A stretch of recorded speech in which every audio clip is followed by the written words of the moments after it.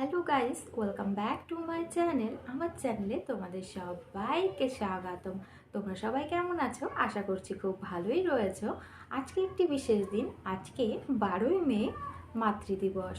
অর্থাৎ আমরা সবাই আজকে সকাল থেকে সোশ্যাল মিডিয়ার বিভিন্ন প্ল্যাটফর্মে মায়ের সঙ্গে নিজের ছবি পোস্ট করে মাকে ভালোবাসা জ্ঞাপন করছি। যদিও এটা খুব ভালো দিক, তবুও এখানে আমার একটা কোশ্চিন রয়েছে। সেটা হলো, এই যে আমরা সোশ্যাল মিডিয়াতে মায়ের ছবি পোস্ট করে মায়ের প্রতি ভালোবাসা জ্ঞাপন করছি, প্রত্যেকটি মারাই কি তাদের সোশ্যাল মিডিয়াতে মাদের কি অ্যাকাউন্ট রয়েছে? আমার যতদূর মনে হয় 95% মারাই কিন্তু সোশ্যাল মিডিয়া থেকে এখনও অনেকটা দূরেই রয়েছেন। তারা কিন্তু সোশ্যাল মিডিয়াতে অ্যাক্টিভ নয়। তাহলে তোমরা কাকে দেখানোর জন্য মাদার্স ডে উদযাপন করছো?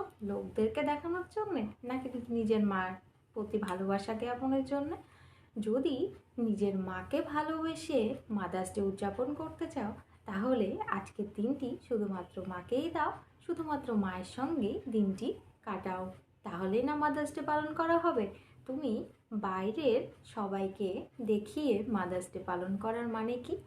এটাতে তো তোমার মা নিজেই তুমি দেখতে পাচ্ছেন না যে তুমি মার প্রতি এত ভালোবাসা জ্ঞাপন করেছো বা মার প্রতি তুমি শ্রদ্ধা জ্ঞাপন করেছো। এটা আমার নিজস্ব ওপিনিয়ন। সবার ভালো লাগা অবশ্যই আলাদা, কারণ সবাই আলাদা মানুষ, আলাদা ব্যক্তিত্ব। এক একজনের ভালো লাগা এক এক রকম। তবুও আমার এই কথাটি বলতে খুব ইচ্ছা হলো, তাই বললাম।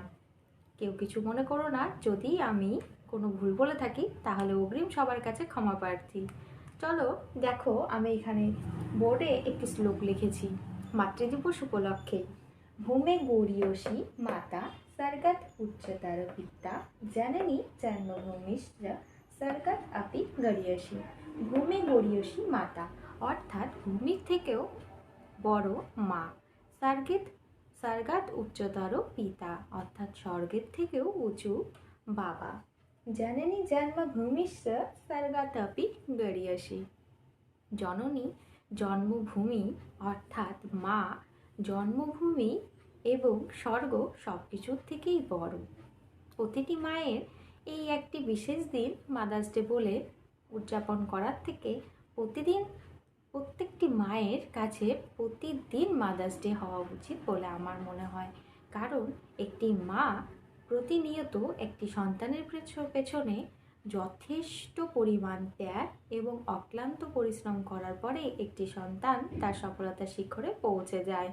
আমরা বছরে 365 দিনের মধ্যে 364 দিনই মায়ের অযত্ন করে, মায়ের অবহেলা করে বছরের এই একটি দিন 12ই মে মাদার্স ডে উদযাপন করলেই কি মায়ের প্রতি ভালোবাসা জ্ঞাপন হয়ে যায়?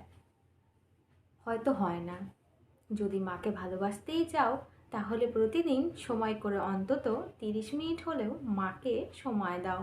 মাদেরও অনেক কিছু বলার থাকে, কিন্তু সেগুলো সবার সঙ্গে বলতে পারে না, বা সবার কর্মব্যস্ততার জীবনে কেউ সময় দিতে পারে না ঠিক মতো।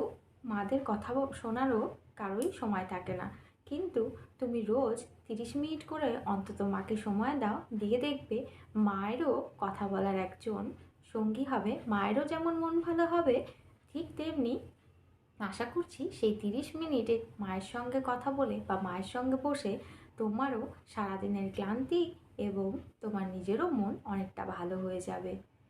তাই আমার এটাই তোমাদের সকলের কাছে রিকোয়েস্ট, বছরের 365 দিনই মাদার্স ডে উদযাপন করো। সেই বছরের পার্টিকুলার ওই 364 দিন অবহেলা অযত্ন করে ওই একটি দিন মাদার্স ডে হিসাবে পালন না করাটাই ভালো হবে আমার মনে হয়।